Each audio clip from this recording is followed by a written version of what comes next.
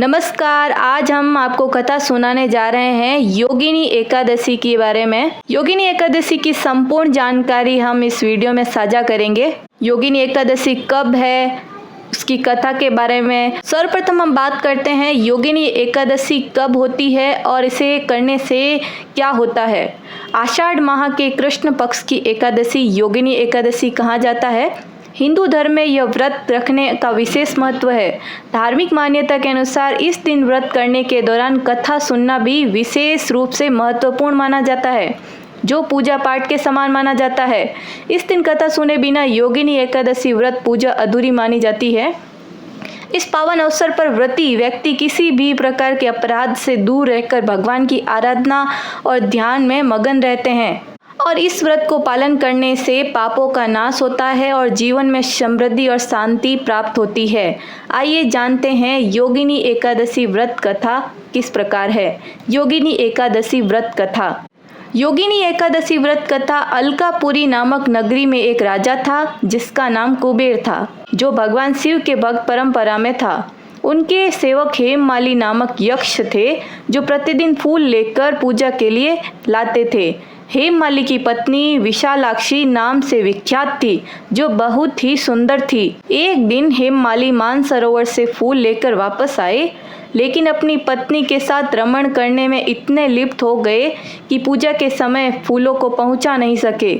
इससे राजा कुबेर को बहुत रोष आया और उन्होंने अपने सेवकों से हेममाली को बुलाने को कहा। सेवकों ने राजा को बताया कि हेममाली अपनी पत्नी के साथ विलासित हो रहे हैं। यह सुनकर कुबेर ने हेममाली को अपने सामने बुलाया। हेममाली डर से कांप रहे थे और राजा ने उन्हें बहुत भारी श्राप दिया। उन्होंने कहा, तूने महादेव का अपमान किया है, इसलिए मैं तुझे श्राप देता हूँ कि तू स्त्री के वियोग में तड़पे और मृत्युलोक में कोबरा के रूप में जीवन बिताए। कुबेर के श्राप के परिणाम स्वरूप हेममाली स्वर्ग से गिरकर पृथ्वी पर आए और कोबरा बन गए। उनकी पत्नी भी उनसे विच्छेद हो गई। उन्होंने पृथ्वी पर अनेक कठिनाइयों का सामना किया, परंतु भगवान भोलेनाथ की कृपा से उनकी बुद्धि साफ रही और वे अपने पूर्व जन्म के पापों को ध्यान में रखते हुए हिमालय की ओर बढ़ चले। अपने यात्रा में वे मार्कंडेय ऋषि के आश्रम पहुँचे, जो एक वृद्ध तपस्वी थे और अत्यंत ज्ञानी थे। हेममाली ऋषि के पास गए और उनके चरणों में शीश झुकाया। मार्कंडेय ऋषि ने पूछा, तूने कौन सा पाप किया है जिसके कारण तुझे इस कठिनाई का सामना करना पड़ रहा है। हेममाली ने अपनी कहानी सुनाई।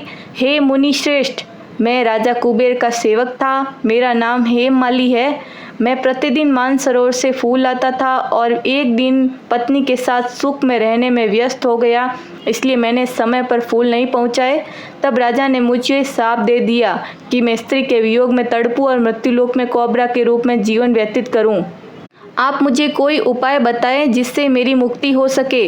मार्कंडेय ऋषि ने हेममाली को योगिनी नामक एकादशी का व्रत करने के उपाय बताए। उन्होंने बताया कि इस व्रत से सभी पापों का नाश हो जाएगा और उन्हें उनकी मुक्ति प्राप्त होगी। हेममाली ऋषि ने ऋषि के उपदेश का पालन करते हुए योगिनी एकादशी का व्रत किया। इस व्रत के बल से उन्हें शाप से मुक्ति मिली और उनकी पत्नी के साथ सुखपूर्वक आनंद से रहने का सौभाग्य प्राप्त हुआ। इस कथा से हमें यह सीखने को मिलता है कि अपने कर्तव्यों को अनदेखा न करें। निरंतर पश्चाताप रखना और धार्मिक व्रतों का पालन करने से पापों का नाश हो सकता है। योगिनी एकादशी का महत्व ये है कि हिंदू धर्म में मान्यता है कि योगिनी एकादशी का व्रत करने से व्यक्ति के जाने अनजाने में किए गए सभी पाप समाप्त हो जाते हैं और घर में सुख शांति बनी रहती है। कहा जाता है कि इस व्रत से 88,000 ब्राह्मणों को भोजन कराने के बराबर पुण्य प्राप्त होता है। योगिनी एकादशी के व्रत से जीवन की सभी समस्याएं दूर हो जाती है। इस दिन भगवान विष्णु की उपासना और व्रत रखने से मृत्यु के बाद व्यक्ति को श्री हरि के चरणों में स्थान मिलता है। इस प्रकार ये थी अब योगिनी एकादशी व्रत कथा। चलिए मिलते हैं अगले वीडियो में। आज के लिए इतना ही। कैसा लगा आज का ये हमारा वीडियो? अगर अच्छा लगा तो एक लाइक जरूर देना और कमेंट बॉक्स में ओम नमो भगवते वासुदेवाय का जयकारा जरूर लगाना। धन्यवाद।